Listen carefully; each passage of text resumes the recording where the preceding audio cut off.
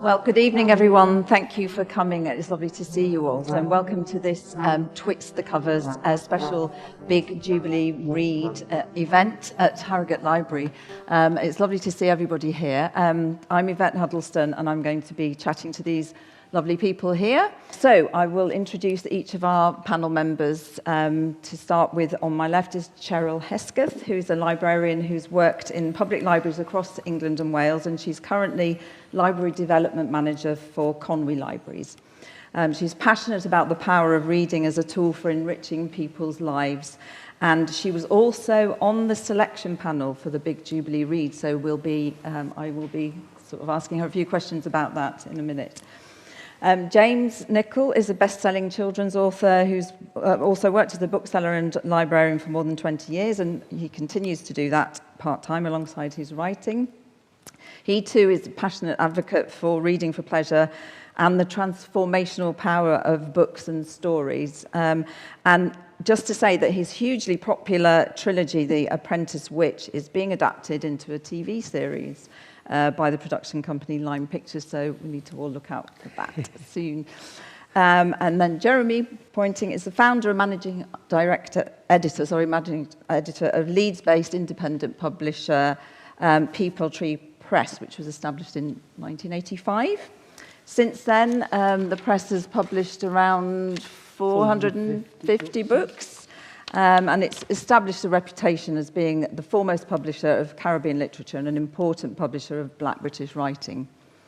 And Sue Williamson, who's raced up here from London to join us, thank you, is the Director for Libraries for Arts Council England, and she has many years' experience of working in a variety of roles in public libraries. She's a champion of public libraries and the important part that they play in communities. She's an avid reader, as I think everybody here is, and an advocate for reading for pleasure. And she was very recently awarded an MBE in the Queen's Birthday Honours for her services to the library sector. So that's our panel. So we'll start with Cheryl. So could you just tell us a little bit about the process of selecting these 70 books, which are obviously 10 from each decade of the Queen's reign, but you ended up with 70, but I think you had a long list that was at least twice as long as that, yes, wasn't it? So. Yes, it was. It was about 150, and the books were from librarians, members of the public. You know, they'd invited people to put forward their suggestions, and when I was invited to be part of the panel, I was initially very excited, and then a bit nervous, and then I thought it'll be okay because I'll probably know most of the books, you know, that I'm being given to read, and I didn't actually, I have to say. I was given just over 20 books to read in a very short period of time, and they were divided by decade, as you know, but really that was kind of the purpose of the list, was to bring books out of the shadows perhaps, and to put books forward that were really needed a wider readership and a bigger audience. So it was a fantastic opportunity to pick up books that I probably never would have read. And although it was a bit daunting, it was it was just a very, very interesting experience. Right. And then we had to come together and whittle our choices. So we had to champion. It was all done over Zoom because obviously COVID and people were spread far and wide. So there were librarians, academics in particularly certain fields of literature, booksellers. We had a few minutes to champion our books and to say why that book should be on the list.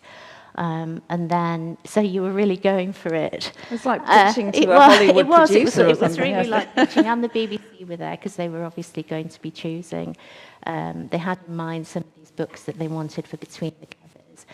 And I was really excited because some of my books got chosen for Between the Covers, so that was really good.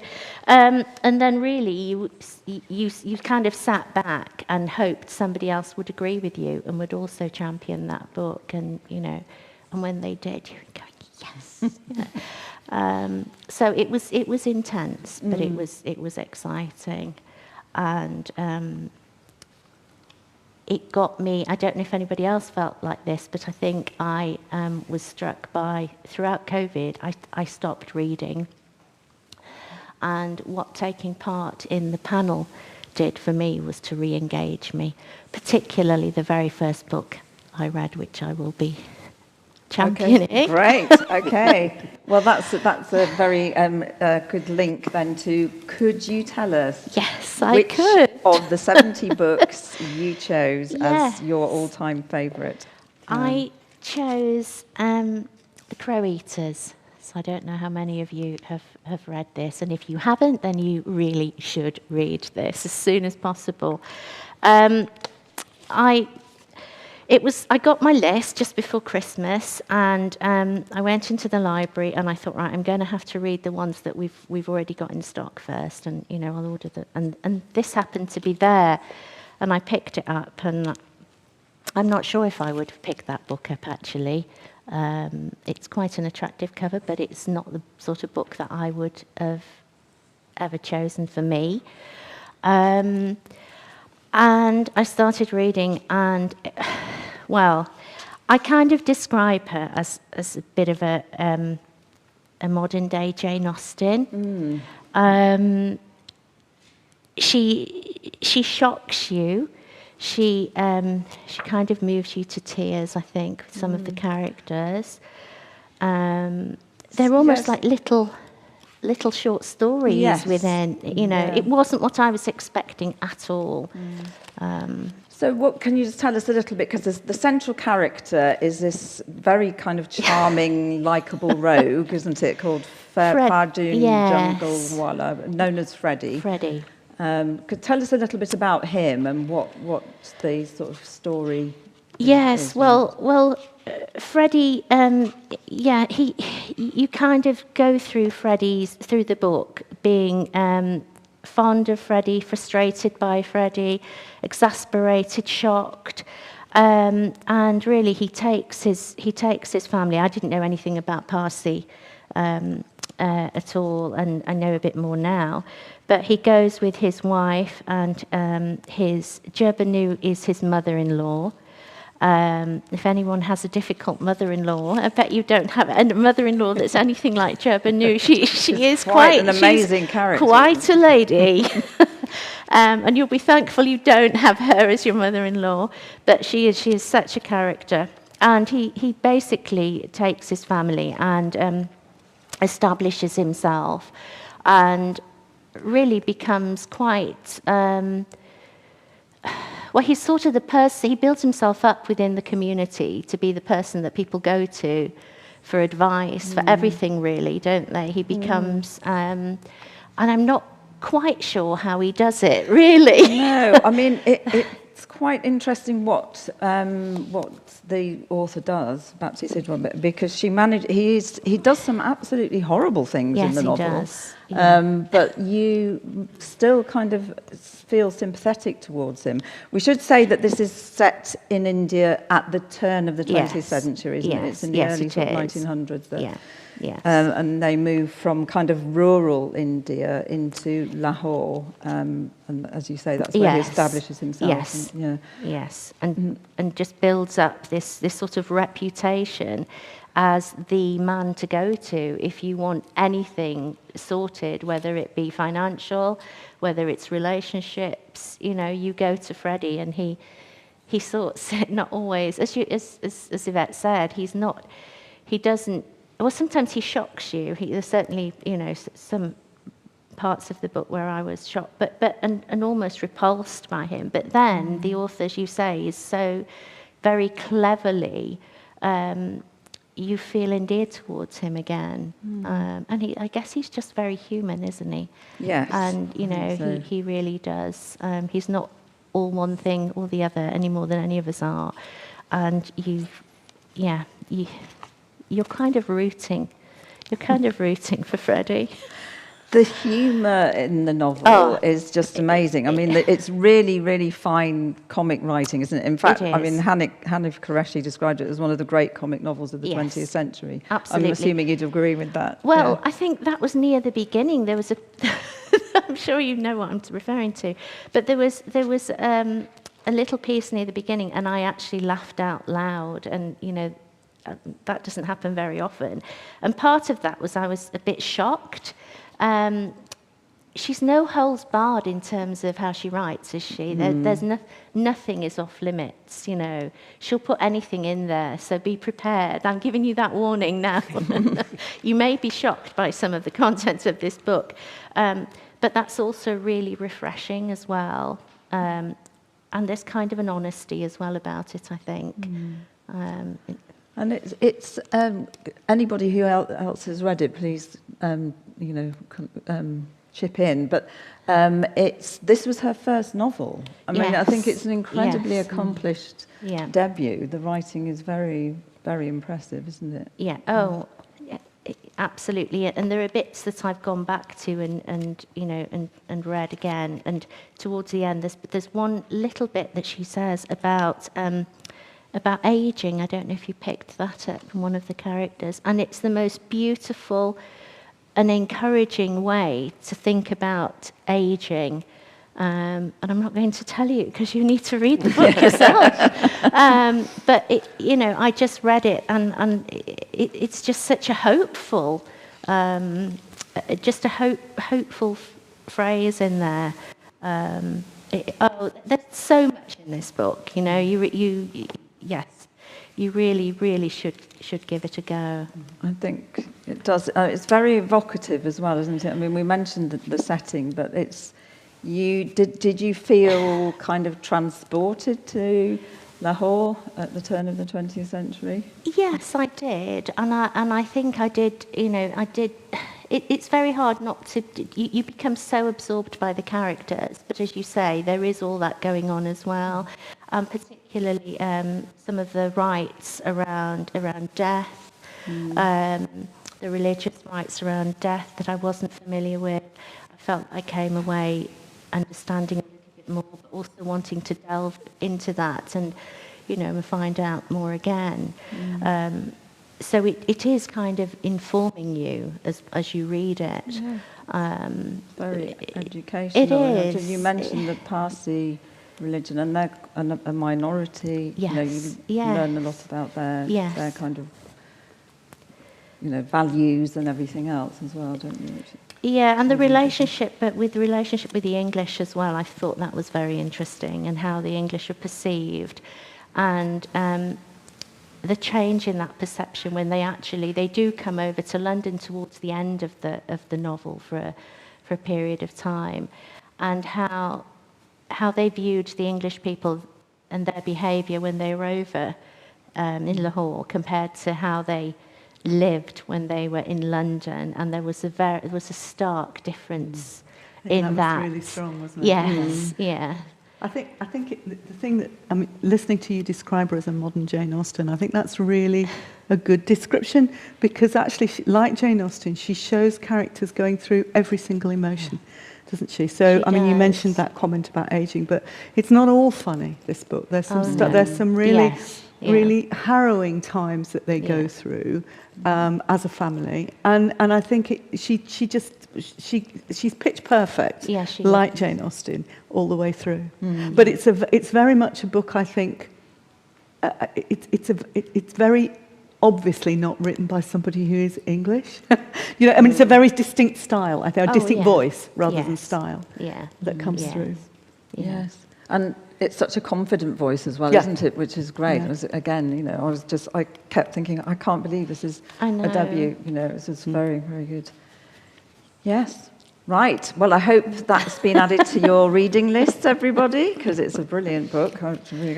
So now we're going to move to James, and what are you going to do? The big reveal. Yeah, so the book I'm championing is The English Patient by Michael Ondaatje. And just before we came up, we were chatting in our green room / the library staff room, and you were asking whether I was going to mention the film, which dead giveaway film cover on my copy. This is how I discovered the book, was having been to the cinema and seen the film 3 times, in fact, because I enjoyed the film so much. And when I saw it on the list, it kind of leapt out at me, because I'd loved the film so much and then fell in love with the book afterwards, but also because it was a book I discovered in my first year of being a bookseller. And so I remember kind of just being sort of blown away by this book. I'd never heard of Michael Ondaatje. Obviously, it was a big film at the time, won lots of Oscars, huge star cast.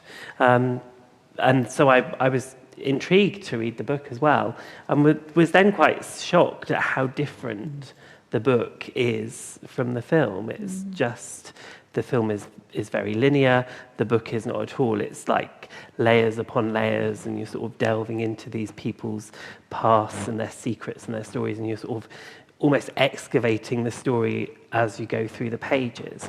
And the film is not like that at all. I mean, you get surprises in the film, but not in the same way you get them in the book. And I think the emphasis on certain things is very different in the books than it is in the film too. And I think the other thing that really captured my imagination really was that Hannah, who's one of the characters, we were the same age when I was reading the book. We were both 20 years old, and it's kind of an odd time in your life, isn't it? Because you've kind of almost finished being a kid, but not really, and you don't really feel like an adult. Not that I do now either. But I think that spoke to me as well, because she was, she'd been through this huge turmoil of the Second World War, and losing people, and was suffering, and yet coping in a very, capable way, almost holding the other characters together, who are also, all the characters in the book are kind of falling apart one way or the other, physically as well as mentally. So yeah, I think that that all just spoke to me in lots of different ways, really. Yeah, well, that's interesting that you discovered the film first, as you say. The film came out in 1996, I think, and the novel was published shortly before, well, 4 years before that, in 1992. I mean, it had a lot of attention as a book. When I went into it, I don't think I knew it had won the Booker. I can see why. It's such a different book, I think, because of the way, you're kind of, it's called The English Patient, but the English Patient is not the main character in this book, to my mind. And we were having this conversation, weren't we? To me, Hannah is the main character, because she is the link to everybody in the book, and she holds the kind of, the attention of everybody. Everybody seems to be there because of Hannah in lots of ways. The patient is only there because she decided they weren't going to move on, and she was going to stay with him so that he could see through the end of his days in sort of relative comfort and seclusion in this abandoned Italian monastery. Yeah, so we should just say what the setting is. So it's towards the end of the Second World War, isn't it? So in this kind of, the Germans have sort of retreated further and further through Italy, and Hannah, who's a Canadian nurse, has more or less abandoned her post to care for the English patient, who's this severely burned patient who doesn't seem to know who he is. And they're in this abandoned villa, and into that kind of setting wanders somebody from Hannah's past, a man called David Caravaggio, who she knew as a child, who was a friend of her parents. And it's interesting because he's a really curious character, because he's so often through the book described as being a thief. And I'm always like, is it just a metaphor, or was he actually like a proper thief. I mean, there are times when she talks and he talks about breaking into people's houses and feeding the dogs so that the next time he breaks in, the dogs don't make a fuss. And so you kind of think, well, maybe he is a thief, but is it actually a metaphor for something else? I don't know. Maybe I'm not clever enough to work that one out yet. Need to read it again.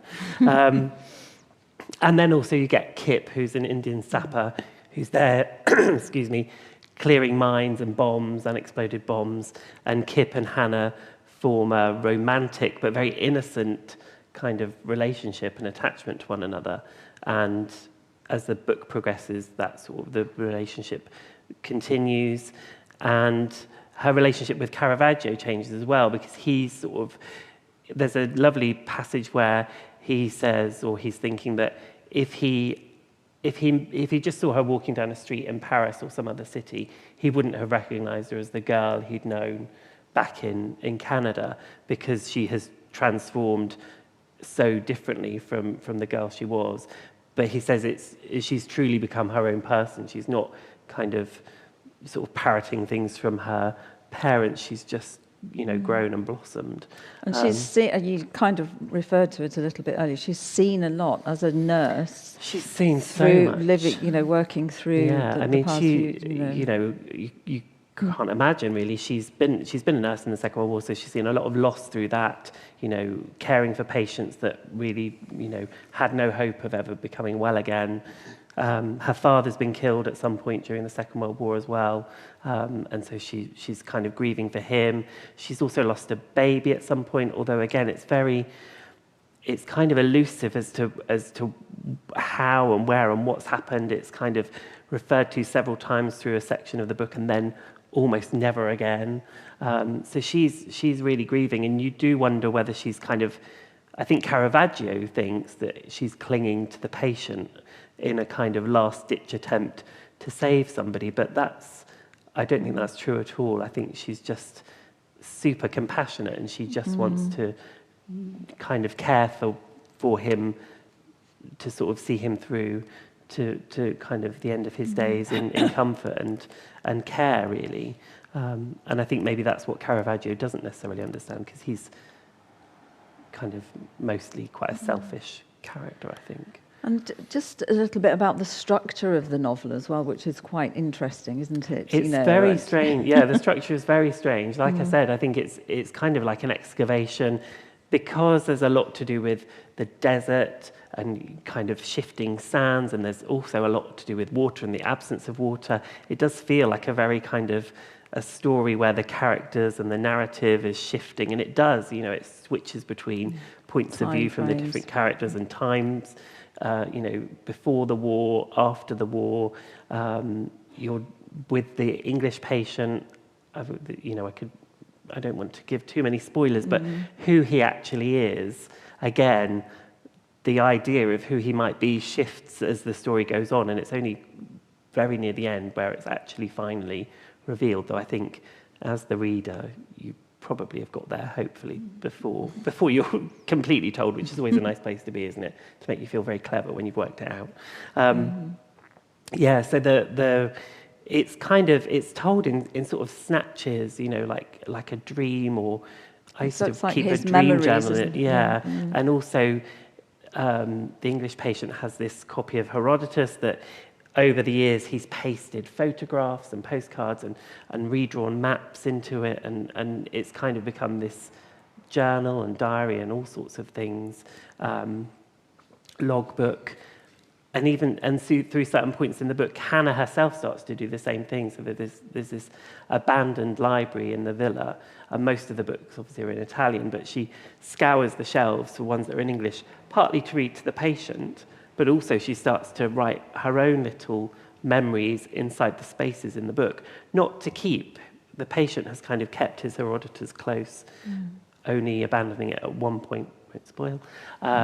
Whereas Hannah, it seems that she writes the thing and then puts the book back on the shelf, presumably for somebody else to discover at some point, which those of us who've worked in libraries for a long time know that happens frequently. People leave things in books for you to discover at a later date.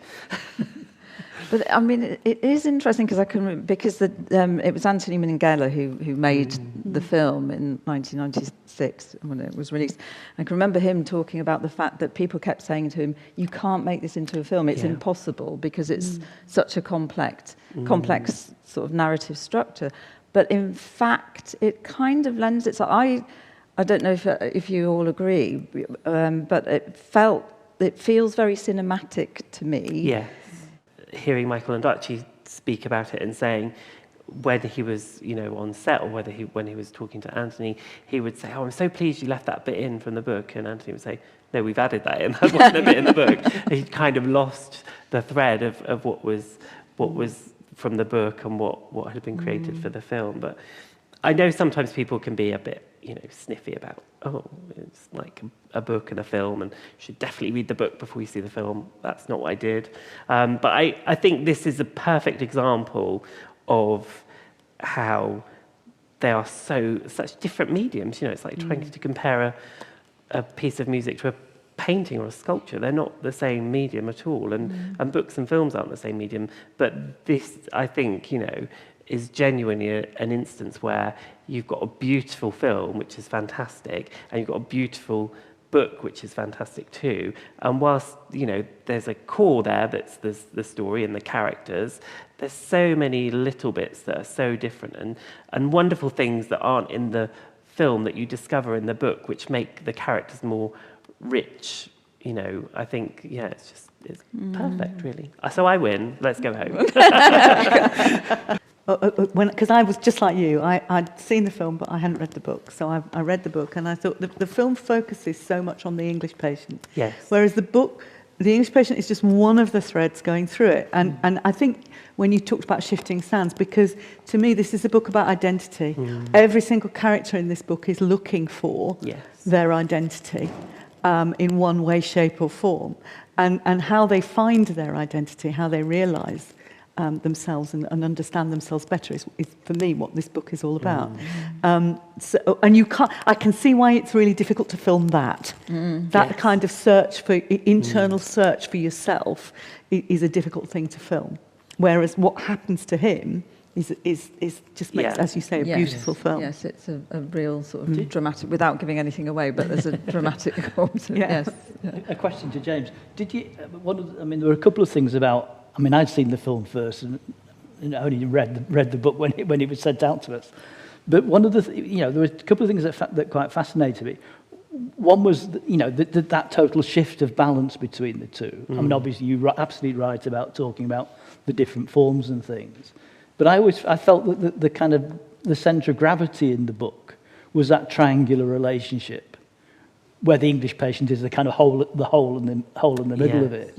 And that one of the climactic points in the book is the point where Kip walks out on them. And there's a failure of kind of recognition. They don't recognise what Kip sees. It's over the dropping of the atomic bomb. Yes.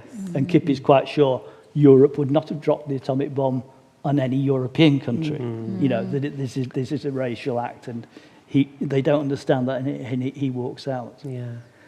The other thing I was interested in, and this may be just to do with what I was also had just been reading. I've been reading a book by Priya Satya, and one of the chapters in it is about, she's written a much longer book about the fascination of a whole number, from Lawrence of Arabia onwards, about the Middle East and what was going on. And the interesting thing, so that, the bit about how the English patient comes to end up back in Italy, where he's shot out of the sky, he's picked up by the Bedouin, and you get the sense that he's a bit puzzled about why the Bedouin have actually protected him. And when you read Priya Satya's book, you realise why the Bedouin, in the film he's only rescued because he can supply them with crucial knowledge. Yeah. He can tell them which bullets fit which guns. But you also know why he's perhaps a bit puzzled why they've saved him. They literally almost pickle him, don't they? In the thing, that there has been this war going on from the sort of 1920s onwards, involving Britain, involving France, all about oil, all about, and the Bedouin are very often very much involved in it. And it's the point where those colonial powers recognise that you don't have to actually send soldiers in. You can send the planes in. Yeah. And they bombed the hell out of some of those villages. And I remember coming across this in Priya Satya's book, Lord Trenchard or something, who was the head of the Air Force, in telling the cabinet that don't worry about this. That none of this news really got out very much, but don't worry about many of this because the Bedouins don't mind being bombed to hell. They actually quite like it. And you realise, you wonder whether some of that kind of stuff was lying slightly behind Michael and Datch's kind of ideas. There's a lovely passage sort of towards the end where the patient remembers and is thinking about the kind of the attack on the desert, and you kind of think, it's why would you bomb sand? What are you gaining from it? There isn't a lot of mention of the human cost to that, and also I think whether he's naive in the fact of what he was doing at the time, the impact that was going to have later on, because effectively they went out with this kind of glorious plan to kind of chart and map the desert, and all they were doing was providing maps for armies and soldiers, several years down the line, and I guess that's part of his guilt, isn't it? One part of his guilt, probably not the biggest bit, but that's interesting. I think I'd like to read that. It is about that kind of combined, that utter fascination that a sort of a generation of kind of slightly out of the ordinary Englishmen, Britons, and of the other Europeans had with that area. It's very much a kind of Orientalist kind of thing, but a fascination with the place and the feeling of the utter difference of the people who actually lived there. Yeah. But behind that kind of cultural thing, there's a lot of kind of, as you say, mapping going on, which was all about, Mesopotamia, Iraq, all about who gets the oil.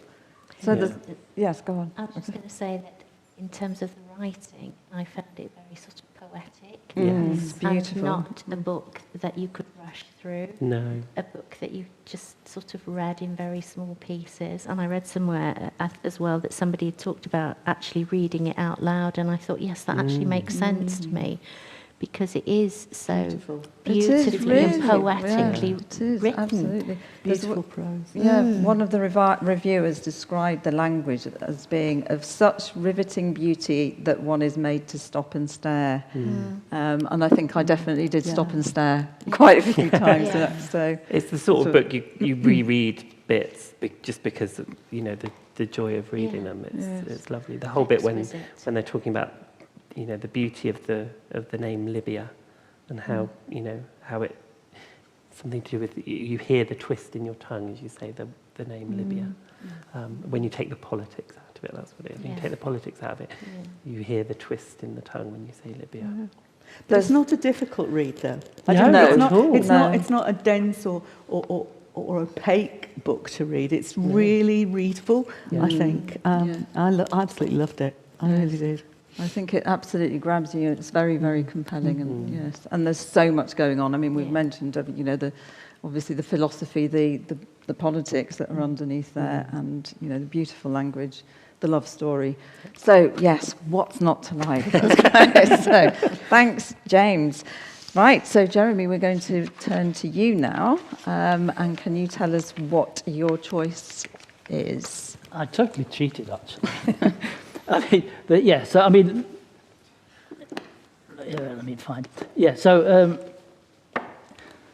This is my official choice. My Bones and My Flute by Edgar Mittelholzer, which we'll talk about. My original choice was the Roger Mays book. These are, I have to confess, they're very self-interested choices, because they're both books that People Tree republished. We've got a Caribbean modern classic series, so that was part of it. Your choice of My Bones and My Flute by Edgar Mittelholzer, which is a 1955. Yes, 1955 book. Yes, first published. Yes, tell us a bit about it, because it's a really intriguing sort of ghost story, adventure, but yes, again, lots of different things going on in it. It's strange. I mean, I have to confess, it's probably not my favourite Mittelholzer novel, although I'm a huge admirer of Mittelholzer. And, we brought back into print about half a dozen of his earlier books. My Bones and My Flute is a really interesting one. I mean, it's probably a lot of people's favourite Mittelholzer. I mean, the ones we've done, it probably sells the best. And and I think various people have been promoting even before the Big Jubilee kind of thing as being a fine book. And it's a bit, I suppose, it's a bit like the kind of, Graham Greene had his serious novels and he also had his entertainments. And I think My Bones and My Flute is one of Mittelholzer's entertainments. But he also deals with some quite very serious kind of matters in it. Do you want me just say a little bit about the basic plot? Well, it is, because, the setting, it's British Guiana in 1933, isn't it? And there's this, so it's a kind of ghost story, really. As you say, it's an entertainment. So yes, there's the ghost of a Dutch slave owner who... Yeah, so it's sort of the book is told. I mean, it's a kind of Mittelholzer in his introduction to the book describes it as an a deliberately kind of old-fashioned kind of ghost story, and it's kind of based on the kind of the stories of something like M.R. James or something, those kinds of things. It's a ghost story that works by suggestion more than by any kind of gothic kind of horror, But it's a serious story also about how the past doesn't go away. So it's told by this character called Milton Woodsley, who one realises is of course a kind of alter ego for Mittelholzer. Mittelholzer means middle of the wood. So he has this character called Milton Woodsley. And Milton Woodsley is this kind of, as I say, a kind of alter ego for Mittelholzer himself. He's this artist, he's rebellious, he's bohemian, and he knows his family. So they're both from the kind of, sort of apart from the kind of few genuinely, totally English people, they're from the highest strata of Guyanese society, which at those stages is still totally kind of measured by class and colour. The blacker you were, the lower down the status ladder you were. The whiter you were, the higher up the status ladder you are. And there's this character called Mr. Nevinson. And Mr. Nevinson is from this kind of class, a kind of very decent, open-minded kind of man who is fascinated by the past, and he collects kind of ephemera, and he collects documents and things from that. But he treats it all in a very antiquarian kind of way. It's just fascinating kind of stuff to have. Despite the fact that some of the stuff that he collects is about the Berbice slave rebellion. And the Berbice slave rebellion was one of the most, it shook the kind of colonial empire.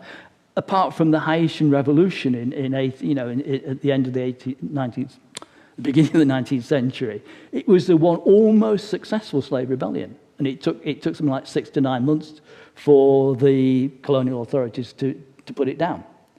And it kind of really kind of tore through the country.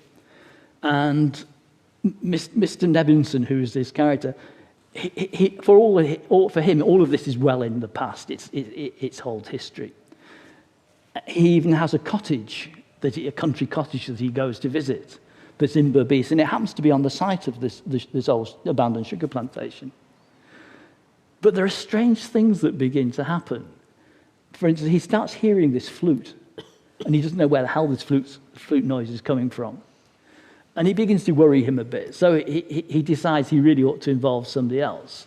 So he invites Milton Woodsley to come with him and his wife and daughter. And I think they're also trying to set up Milton with the daughter as well. So there's this kind of, there's some quite funny stuff in it as well as that. And he wants Milton to be witness to what's going on. And Milton is the person then who 20 years later is telling the story of remembering of what's happened.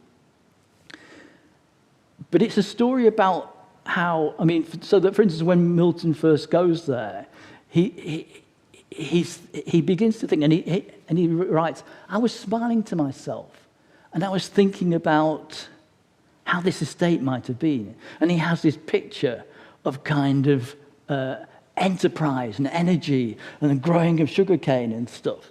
But then suddenly in his mind, the image comes in of black bodies which are covered in blood. And as the picture that he's had begins to disappear. It's both a very, very entertaining novel, one that works in a quite chilling kind of way in places, because you wonder how much is coming from inside people, how much is actually there. And there's also this sort of very ethereal, this flute playing as well. Yeah. You almost start to hear in your head, and that's the ghost is playing this flute. So anybody who's touched this manuscript that you mentioned, is going to be haunted in that way.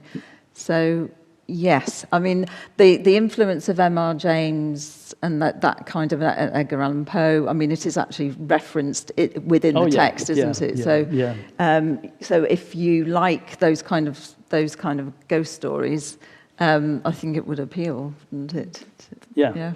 But as I say, it's a ghost story where there are other things, lots of things going on underneath. As well. Yeah. Yes, and funny in parts. Yeah. Yes, he's got a really interesting turn of phrase, I think. Yeah. Yes. Can you reveal your choice? Yeah.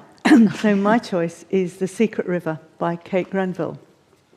And I mean, those of you who do know me, and there are some in the audience, know that I am a voracious reader, but my first love has always been historical novels. And that's why I latched onto this one.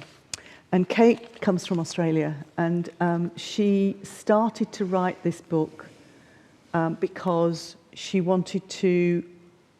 She learned about her great-great-great-great-grandfather, who was transported to Australia as a convict, and he got to Australia in the early 1800s, and he basically got a pardon, and he became very wealthy.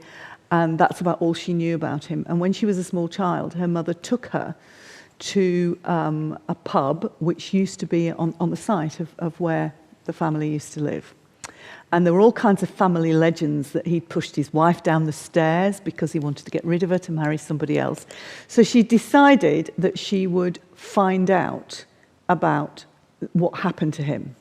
Now, there's this book, and there's also this book, which is Searching for the Secret River, which describes how she went about researching what happened to her grandfather, coming back from her great-great-great-great-grandfather, coming back from Australia to London and trying to find the records, discovering that the churches that were likely to have all the records in were bombed, that there were 7 or 8 people with his name at about the right kind of time, and how was she going to find out about this? And this is her journey, and it's the most fascinating insight into the way a writer thinks, because when she started thinking about all this, she was going to write non-fiction. She's a novelist, but this book was going to be non-fiction. It was going to be the story of her great-great-great-great-grandfather, and then it just didn't work.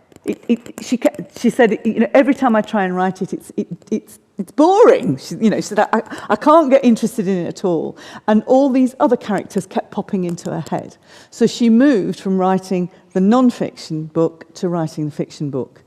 And she changed the story a bit. So the names changed, the circumstances have changed, and you learn so much. So I didn't know, for example, I knew from somewhere in the past that the reason Australia's called women Sheilas is because they're she-lags, which is wives of convicts, or partners of, or women of, or whatever you want to call them, she-lags. But what I didn't know was that when somebody was sentenced to transportation, at various points of time during the history of transportation, if they were married, they were allowed to take their families with them. Oh, that's rather nice, you think? Until you realise that actually, when they got to the other side, to Australia, the government basically gave them a lean-to shack, a week's full of rations, and said, you are now indentured as a slave to your wife. So she is therefore responsible for you.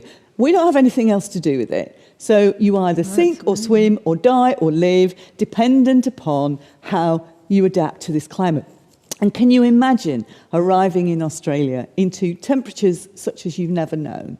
The heat, the flies, the dust, the bugs, the snakes, all the weird creatures that you've never seen before. And there you are in this strange environment, told basically to get on with it. And what comes across in the book is I mean, when they're in London and he marries this person, Sal, he's marrying up. And gradually, when Sal's father dies, it's this classic thing where you discover that her father was in debt, and suddenly the bottom falls out of their world. And he's what's known as a lighterman. And that is a bargee on the Thames, and lightermen transported goods, and watermen transported people. And he was a lighterman. And he had a little side order on the side of smuggling wood. He would pinch wood and sell it on, basically, offcuts. And he got caught. And for that's the reason why he was transported. So you've got this character who has come from quite a relatively affluent background in Sal. And she arrives in Australia, lean-to hut, a baby and a small toddler, and told to get on with it. And I mean, I'm just thinking, oh my God, that must have just been horrendous. And what you see is that the fact that if it's a strong partnership, then it works. But if it isn't, then it doesn't. And what you see in the book is a partnership that starts out as strong, and she gradually gets more and more nostalgic for England and wants to go back and keeps thinking about this. Whereas actually the real person was very much a millstone round the guy's neck, and he ended up pitching her down the stairs, as we understand. So that's the basic story. He gets pardoned, and he as a riverman, he's able to use his skills, and he sees this spot on the river, and he thinks, that's where I want to be. That's where I want to set up a business. I want to start farming. I want to set up a business. And he does that, and this is where the book gets real. This is the other part of the book, which is her exploration of what it meant to be basically a culture that walked in on somewhere and said, right, we're here now, so it belongs to us, and everybody who lives here, well, nobody owns anything, so we're just going to take it. So you get the two cultures of the Aborigines and the white people coming together, and the differences in culture are just huge. I mean, so for the white man, if they've got scars on their back, it's because they've been punished. The Aborigine does ritual scarring, and it shows bravery and resilience. The white man says, I'm going to own this land, I'm going to farm it, I'm going to put a fence around it, and it's mine. The Aborigine says, nobody owns land, but we all own the land. So when the English farmers pull up the crops that the Aborigines live off, because they think they're weeds and they don't know what they are, the Aborigines will starve. But the English people plant other crops, and the Aborigine thinks, oh, well, that's food. Food belongs to everybody, like food always belongs to everybody. So they take the crops. So gradually what happens is you get these two peoples moving further and further and further apart, and the whole thing descends into violence. And it's how this ancestor of hers gets sucked into this violence. And part of the whole of the narrative in both the books is her learning about the history of the Aboriginal people, as well about the history of her own people. And that's what made them so fascinating for me. It is. I mean, she dedicates the novel to the Aboriginal people, she doesn't does. she? Yes. And I mean, some of the violence is just as a sort of warning, really, is really quite upsetting. William Thornhill is the name of the character, isn't yes, it? That's right. In the novel, and you mentioned his wife Sal, and that relationship is very interesting, isn't it? And you say it's quite strong, but it gets weaker. Yes, yeah.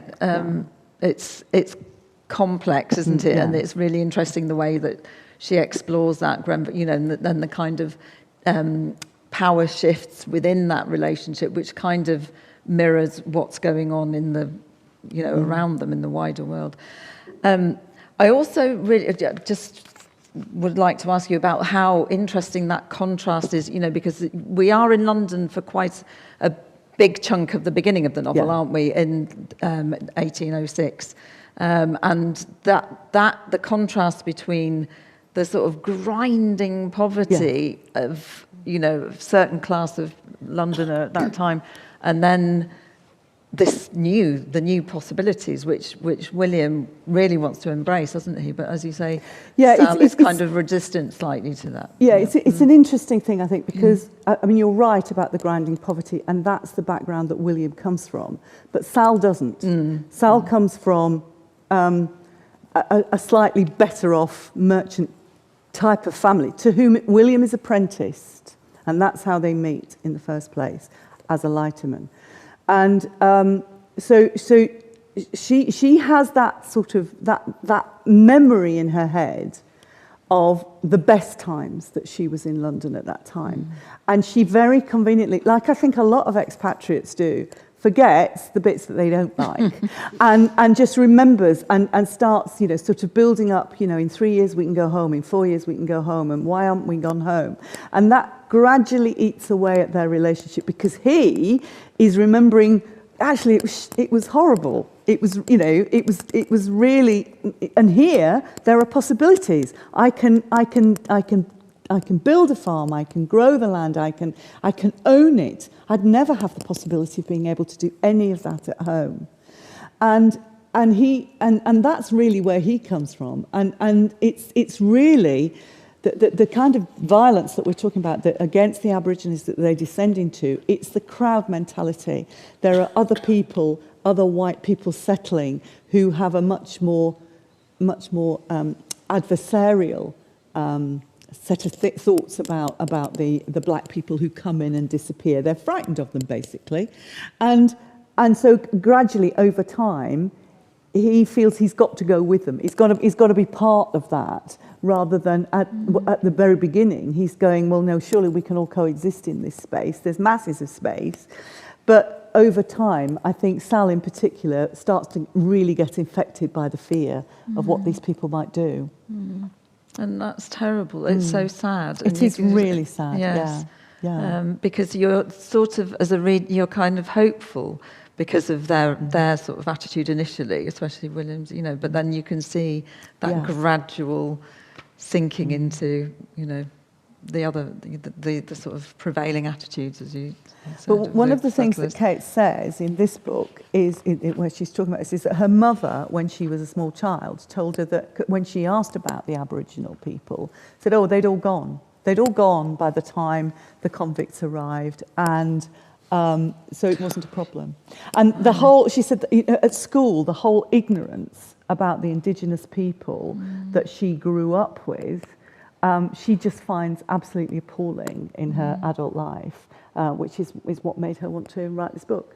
So I think, I loved the book because it was a real page-turner, and B, I really enjoyed this because it was you don't often, it's a bit like when you go to a music concert and you hear somebody perform and they don't talk to you, and you have this massive communion with this musician, and then they disappear. And on the times when they do talk to you about what they've been doing and why they've been doing it, it's really very personal. You think, I've had this connection. And I found that exactly the same with this, that having read the book, reading her thought processes and her investigative processes as she found out more and more about her ancestor, I felt it was a really intimate thing that I was being part of. So I thought it was a really great reading experience. I mean, I didn't know Kate Grenville's. I'm very grateful to have been brought to attention. But I also then read the Searching for the Secret River, and one of the things that struck me was the absolute honesty of that book.